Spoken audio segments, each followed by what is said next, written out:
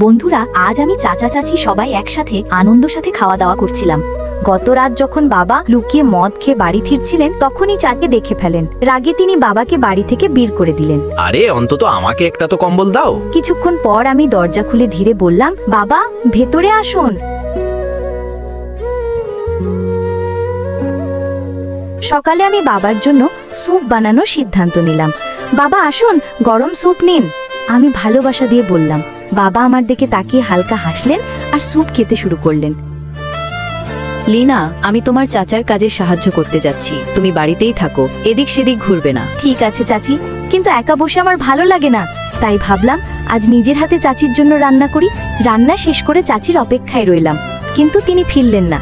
যখন অনেক দেরি হয়ে গেল, আমি খাবার টিফিনে ভরে আমার প্রিয় সাইকেল নিয়ে মাঠের দিকে রওনা হলাম। মাঠে পৌঁছে দেখলাম চাচি আর চাচা কাজ করছেন।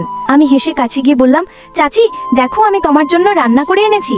চাচি চোখ ভরা স্নেহ নিয়ে আমার দিকে তাকালেন। চাচি কিছু না বলে আমার হাতে রান্না করা খাবার খেতে শুরু করলেন। সেই মিষ্টি হাসি যেন হৃদয় ছুঁয়ে গেল। বন্ধুরা, সত্যিই চাচি আমাকে মায়ের মতোই ভালোবাসেন। যারা মাকে ভালোবাসেন, লাইক ও সাবস্ক্রাইব করো।